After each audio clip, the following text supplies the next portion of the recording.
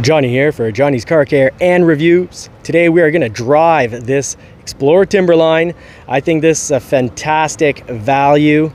You know, we're looking at something that comes in thousands of dollars less than an Explorer ST that of course has that 3-liter, 400 horsepower and 415 pound-feet of torque. Now this is the 2.3 liter that you're getting out of a regular XLT, but don't let anyone tell you that this is ordinary or regular. There's nothing regular about this. It's not just a badged up and styled up XLT. We've got a whole lot going on. You know, they've tuned the steering, they've tuned the stabilizer bars.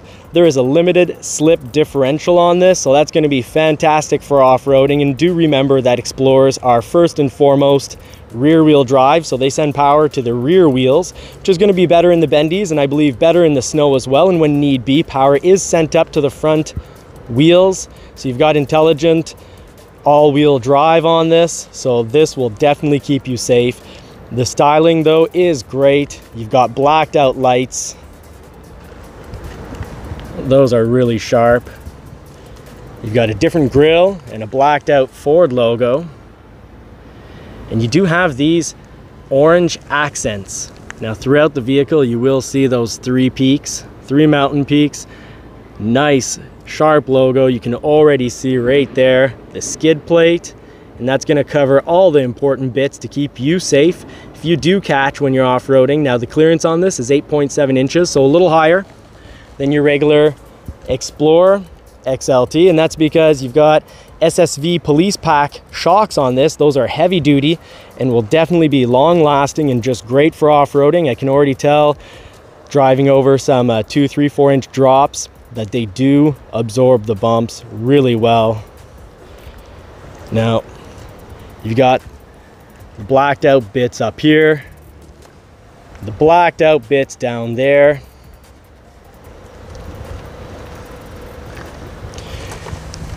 You've got Bridgestone Dueler AT tires. They're coming in just at 31 inch because they're 265, 65 R18. So if you drop that into a tire calculator, that's going to read out 31 inches. They also contribute to the higher ride height. Now let's go to the back and just check out how right here, when you use your back wiper, it's going to clean your back camera, so that's thoughtful. It's coming with rear alarm or sonar, or rear radar when you're backing up. So that'll keep you safe if you're backing up and someone's driving towards you, or it'll also keep you safe from backing up into anything hard and unwanted. So let's jump right in and take this for a ride. Here from Johnny's Car Care and Reviews. So as promised, today we're going to be test driving the Ford Explorer Timberline. So I actually think this is a pretty incredible vehicle. It's not just, you know, a fancied up pony. It's the real deal, I'd say. You know, there's a whole lot going on with this model. You know, it's not just really cool engraving on the leather as we see right here. It's not just really nice red stitching, fantastic leather steering wheel, nice thick soft grip on the steering wheel. There's a whole lot going. So this is much more than just an Explorer XLT that's fancied up. So don't let anyone tell you that it's a fancied up XLT because they didn't swap out the motor for something else. I think this is an incredible option if you don't want to pay out and get an Explorer ST, which is an incredible model as well. The Explorer ST offering 400 horsepower and 415 pound-feet of torque, if I'm not mistaken, and that torque is at very low RPM, is an absolute beast. It's a barrel of laughs, but the 2.3 liter does a fantastic job. It can still pull 5,300 pounds on the Timberline. And this is a lot more than just an aesthetic package. You're not paying just for looks. You know, I'm going to get into that and show you that throughout this test drive. So the test drive is coming right up, but you know, just to cover it quickly, you've got skid plates underneath this vehicle, which is just perfect for off-roading. It's actually a little higher than your regular Explorer. It's 0.8 inches higher for a total clearance of 8.7 inches. And now that's due to Ford's heavy duty SSV shocks. Those SSV heavy duty shocks are actually they're meant for the police pack, for police explorers. So generally anytime Ford is throwing on police shocks onto a vehicle, they're heavy duty and they'll basically last a lifetime. So pretty indestructible. I have a whole lot of faith in them, so I do believe that they will take the bumps well. So far for the test driving I've been doing off camera, I have remarked that it is very good at taking bumps. You're not hearing the bumps very much, so even if you're never going to take this off-roading, it's still actually a very attractive package because it's a very fun, nice, smooth ride. The interior, very comfortable. Now I can't find anything confirming that the seats were made differently other than, you know, other than what it's covered with, but they feel really comfortable. And I'm tempted, and maybe I'm wrong here, maybe this is just emotion speaking, but I feel like they're more comfortable than the regular XLT seats. I feel, well, you know, I'm comforted. I'm not too tightly squeezed, so someone larger than me could fit in these seats and be comfortable. But I kind of feel like I sink into them slightly and then it firms up. So it's holding me perfectly. I could definitely do some quick bendies with these seats. Also, I personally feel they look great. I like the exterior. And you know, this leather, and I'll look into it whether it's leather or Activix, but I think Activix is great. Some people are calling it vegan leather. I like to say it's, for the most part, it's recycled plastic when Ford does use, or reused plastic when Ford uses Activix. So it's something that I love. I do really like the cloth in between. It does give that rugged off-road feel and look.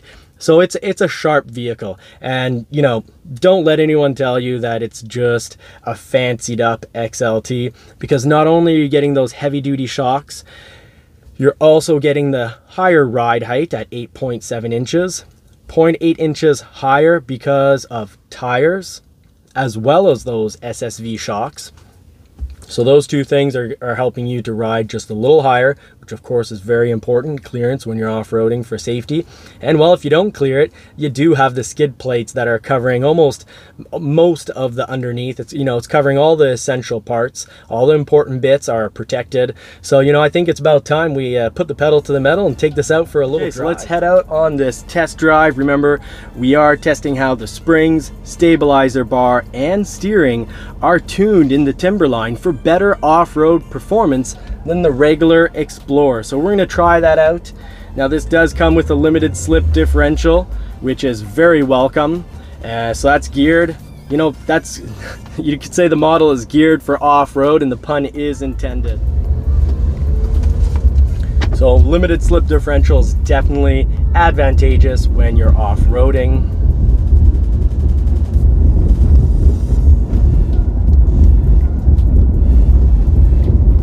A little camera shake. That's all in the stick. That has nothing to do with the suspension. I'm feeling next to nothing in the driver's seat here. Seats are comfortable. And the 2.3 liter has 300 horsepower, if I'm not mistaken, 315 pound-feet of torque. And what matters is it's plenty of power to put the pedal to the metal and, you know, merge onto the highway, pass on a two-way. It is a very safe amount of power. It's the power you need to drive safely. And in the corners, the Explorer is actually fantastic.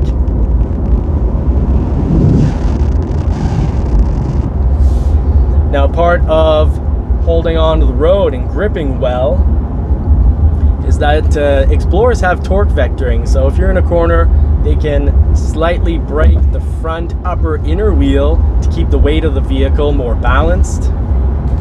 And in those corners during the winter, this is primarily rear wheel drive, and the front wheels get power sent to them when there's a need for it. So let's see, when someone's driving real slow and we gotta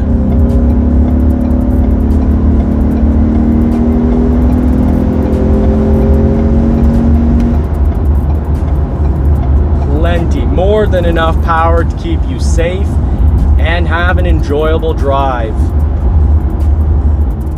Now when I'm hitting those highway bridge divisions, I'm not being sent left or right whatsoever.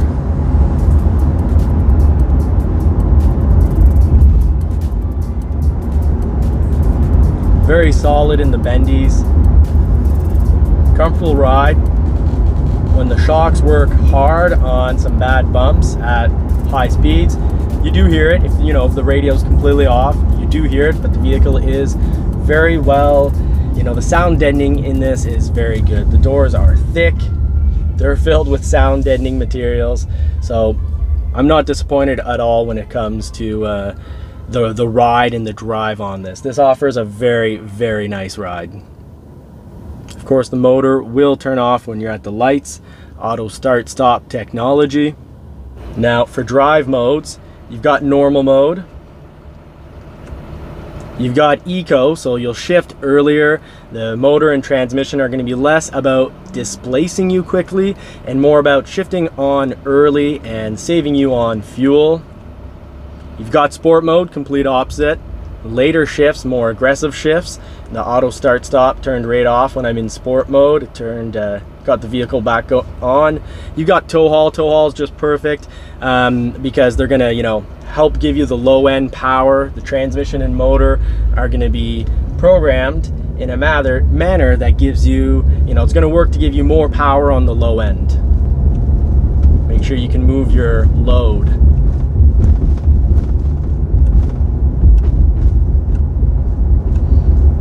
Now, of course, there's slippery mode. And if I'm not mistaken, I'm going to continue talking about the drive modes, but I think this was originally adapted from Land Rover, if I'm not mistaken, because Ford used to own them. Now, you've got trail mode, and you've got deep snow and sand. So in deep snow and sand, the vehicle's going to work to send less torque to the wheels. It's all about not having any slippage. So I'm obviously not on a trail.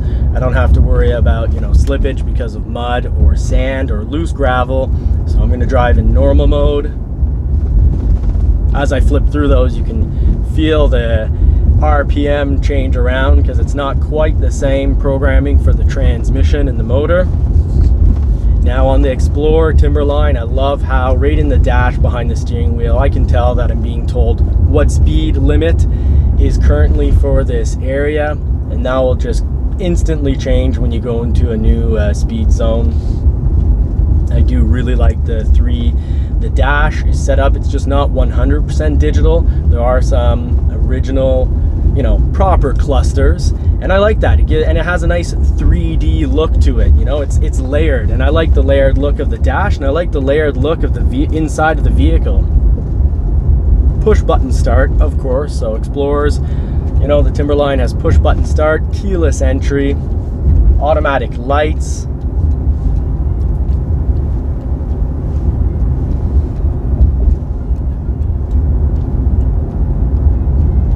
Lane keeping, blind spot detection, emergency braking. It preps the brakes, and then if you really don't notice what's in front of you, there will be emergency braking. That'll brake up to about 38 kilometers an hour, so that'll save you from getting into quite, not nearly as bad of a fender bender if you completely miss out on hitting the brake yourself.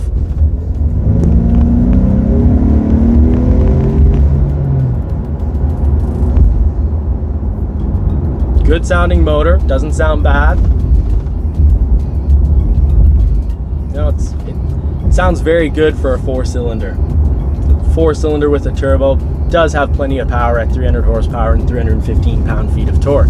Now, what I am noticing is, in regards to the tuning on the springs, the stabilizer bar, and steering, I'm finding that it's good. It's very good, and it'd be hard, I think, without any actual instruments to give exact data to say how much better it is than the XLT. But all I know is this road I've been doing some fairly bumpy roads, and I find that it is good. Now, like I said earlier, there is a bit of shake, but that's all on the camera stick. From the driver's seat, I'm not feeling much of this. The vehicle's doing a very good job of absorbing and just eating up these bumps. Eating them up with the front wheels and shooting them out the back end. Now that hitch does pull 5,300 pounds, and on the Timberline, it's not a factory option you have to buy. The vehicle comes with the Timberline. That's nice. Normally the hitch would be about 600 Canadian, or I would think about 450 or 500 US. I'll have to list that at the bottom, get an exact amount on that. And you know, I do really feel that, no, don't accept anyone telling you that this is just a fancied up XLT. Doesn't feel that way from the driver's seat, the seat itself.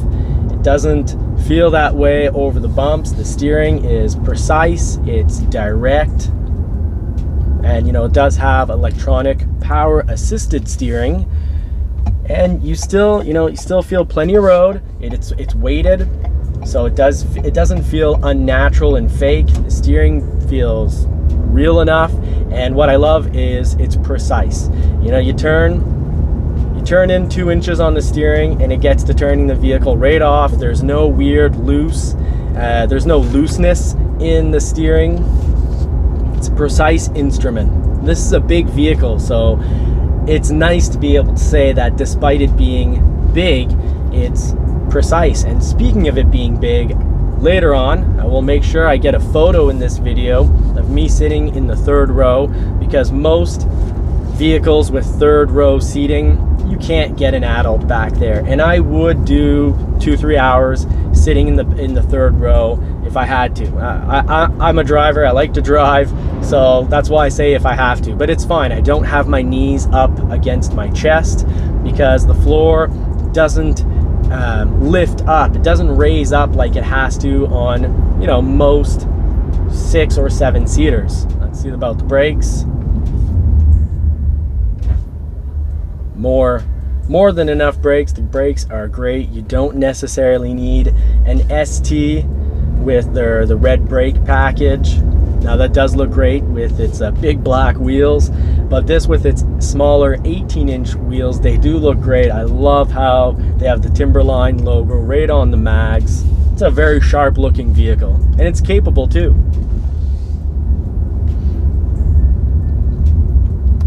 Some will, you know, complain saying it's a 4-cylinder and try to discourage you from considering this vehicle, and I don't think that's appropriate. This has good pedal to the metal action, and you know, when you think about it, 300 horsepower and 315 pound-feet of torque, I believe it's at 3,000 or 3,100 RPM, you have the 315 pound-feet of torque. So with this 10-speed transmission, which is the same, you know, it's the same design as what's on F-150s, Mustangs, Rangers, Lincoln Aviators, Super Duty, and of course, you know, they have them in varying sizes, but same design, originally designed, if I'm not mistaken, it was built with GM. It's good at giving you instant results. So, you know, I'm going to press on the pedal now.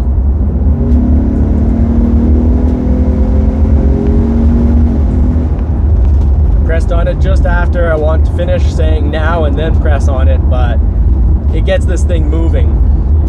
It actually gets this thing moving surprisingly better than a lot of pretty fancy vehicles from the 90s with V8. So just recently I had a blast driving a 90s F-150 Harley Davidson supercharged edition. So supercharged from factory, and very cool. Loved it.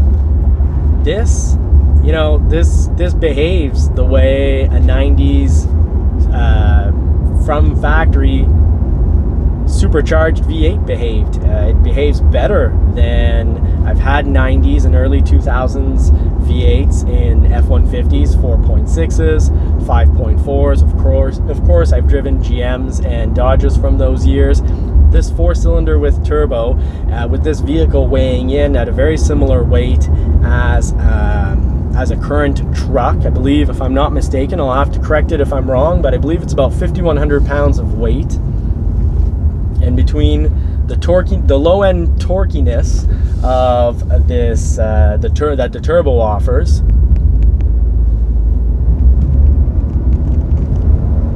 side note, good in the bendies, but yeah, the low-end torque of this vehicle makes you feel like you have a much bigger engine under the hood, which is good because, you know, you get a good mix between fuel economy and performance. So it's a happy mix. ST with the 3-liter twin turbo V6 is a complete beast.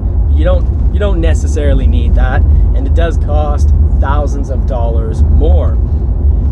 I think people that spend the thousands of dollars more won't be disappointed if they're, you know, really big performance buffs. But if you're not, if you're not into pedal to the metal and having incredible power, this has very good power, and it's thousands of dollars less. This might very well be my favorite Explorer model. You know, when price is considered, this is my favorite Explorer model when price is considered. Now, when price isn't considered, and let's say I had a bottomless pit of money, which certainly is not the case, but if that was the case, yeah, I'd jump on an Explorer ST. You're getting a ton of performance. You're getting, you know, and what are the drawbacks? You're getting tons of performance, and you still have a very reliable vehicle. You have a very, you know, a fantastic looking vehicle. The styling is great, but here on the Timberline, you've got the styling, you've got the interior comfort, you've got the same, you know, sound deadening quality as if you're spending, you know, an extra 10-12 Canadian, because this here is 54,000, about 700 Canadian, and a really nice spec'd out, a fully spec'd out ST with roof would be 67,000, about 500. So let's say about, give or take by a few $100s, a $13,000 difference. That's pretty huge for a lot of people. It's definitely a huge factor and difference for me. So there you have it. Despite putting the pedal to the metal several times, good fuel economy. You know, for a big vehicle, really good fuel economy, and I could have definitely had it below 10.8 liters per 100 kilometers had I been reasonable and a smarter driver. Well, this is a pretty nice option. You've got right here, you've got the hill descent control. So that's like a cruise control for going downhill. And you can turn your traction control off real easy. That lets pretty clear what that's letting you know it does. That's to let you spin those tires. And if you don't like auto start stop, you can turn it on or off very easily. You can even hold the vehicle in place when you're in traffic, in drive, so you can, you know, stretch your legs. You've got your handbrake right here.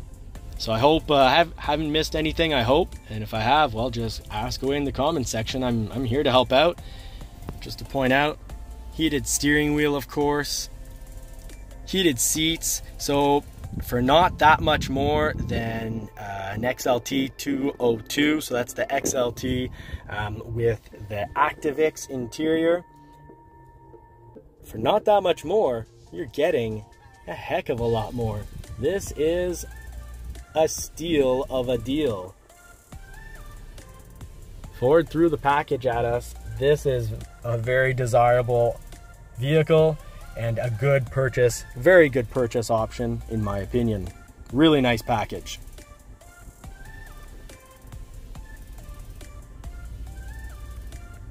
So I'm currently sitting in the back. I've got plenty of space for my legs. The floor is not, you know, jacked up, so I'm comfortable. I've got space here to drop in my drink, tablet. Now, of course, when you're using the third row, not a ton of space left in the back, but when you drop that third row, you've got a ton of trunk space. Great roof. Really like this vehicle. And if you're worried about getting to the back seat, the third row, hey, here I am. I've got tons of headspace, so that's the proof right there. Easy to get into, pull that switch, jump right into the back, and second row does have the controls. Let's head to the office for the fun technical stuff. So I've left the absolute best for last because, well, you deserve it because you've made it to the end of the video, and that's what keeps this channel going. That's what helps get this information out. YouTube loves it when people get to the very end of videos and then watch another video by that user. So I've left the best for last because, well, you deserve it. So all the technical stuff that I've been kind of flashing on the screen, let's talk a little bit about that. That's my favorite part. Now, of course, the Explorer is a unibody, so if you're wondering if it was body on frame the way an F-150 is or a Ford Ranger, no, it's not body on frame. It's more like a Maverick, so it's unibody. And what that means as well, the whole platform and the body, you know, they're all one. And what's more, this is actually built at the it's assembled at the Chicago assembly plant. So it's, you know, assembled in the United States of America. So that's a-okay. That's pretty great. And the aluminum, you know, let's talk about the whole 2.3 liter EcoBoost engine, which on regular gas, 300 horsepower, 310 pound-feet of torque. That's an aluminum block and head. So, you know, a lot of people are going to knock this possibly for not having a more powerful engine, but this is powerful. The 2.3 liter is excellent. Remember, that is what powers, you know, famous machines like the Focus RS, and it does a great job in the Mustang. Now, of course, the Explorer weighs more than the Mustang. This comes in around 4,345 pounds. That engine is built at the Cleveland engine plant, so the people working out there have done a fantastic job. This vehicle is well assembled. I looked over it, you know, all the lines between the parts, you know, the doors and all the paneling, the lines are really well done. The interior is well done. It is assembled extremely well. So I'm not wearing a hat, but otherwise I'd say hats off to the guys and gals working at the factories, both the assembly plant and the engine fabrication plant. So great job. Now I do like this engine because I like what's you know, what it's composed of. So it's a dual overhead cam, 4 valves per cylinder, twin independent variable camshaft timing. Not sure if you heard that, but Winston really likes that too.